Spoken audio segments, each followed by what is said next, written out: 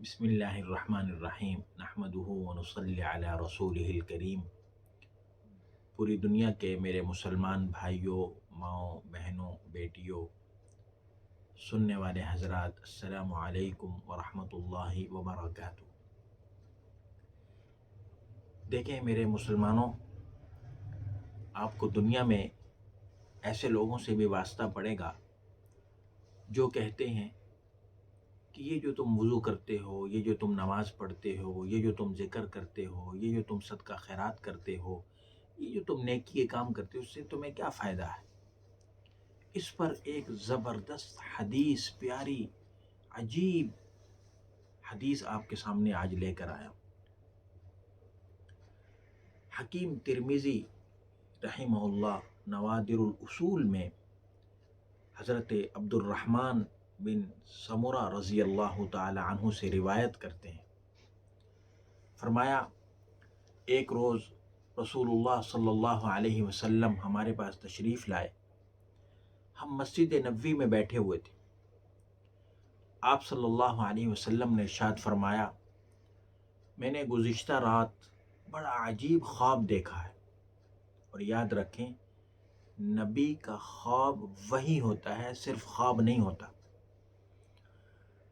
میں نے اپنی امت کے ایک شخص کے پاس ملک الموت کو دیکھا۔ کون کہہ رہے ہیں؟ سید الاولین والآخرین، شفیع المذنبین، حضرت رسول کریم صلی اللہ علیہ وسلم ارشاد فرما رہے ہیں کہ میں نے ایک شخص کے پاس ملک الموت کو دیکھا جو اس کی روح قبض کرنے آئے تھے۔ وہ شخص والدین کے ساتھ جو حسن سلوک کرتا تھا، وہ حسن سلوک آیا اور اس نے اس سے موت واپس لوٹا دی۔ اور میں نے اپنی امت کے ایک شخص کو دیکھا، یہ ایک جو والدین کے ساتھ حسن سلوک کرتا تھا، اللہ تعالیٰ نے اس کا بدلہ اس کو دیا۔ اب پھر فرمایا، میں نے اپنی امت کے ایک شخص کو دیکھا، اس پر عذاب قبر مسلط کر دیا گیا ہے۔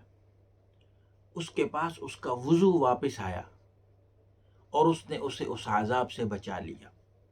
اس لیے کہتے ہیں آرام سے، تسلی سے وضو کرنا چاہیے، کوئی اعضاء خشک نہ رہ جائے، اور اللہ کی رضا کے لیے وضو کرنا چاہیے۔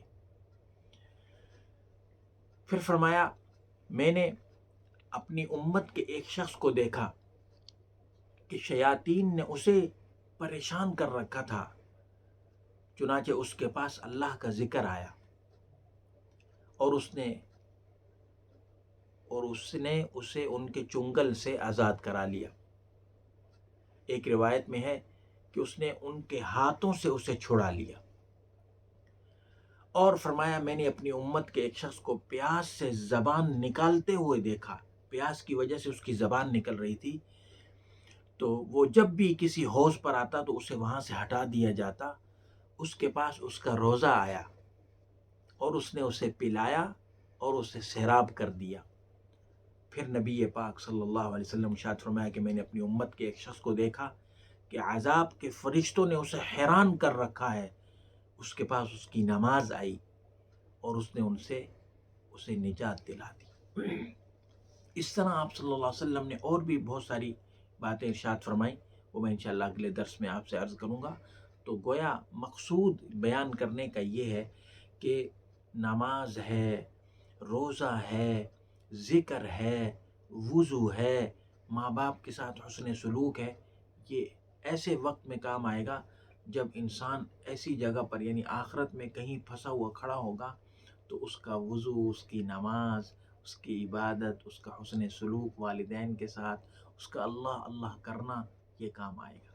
اللہ ہم سب کو عمل کی توفیق عطا فرمائے۔ السلام علیکم ورحمۃ اللہ وبرکاتہ۔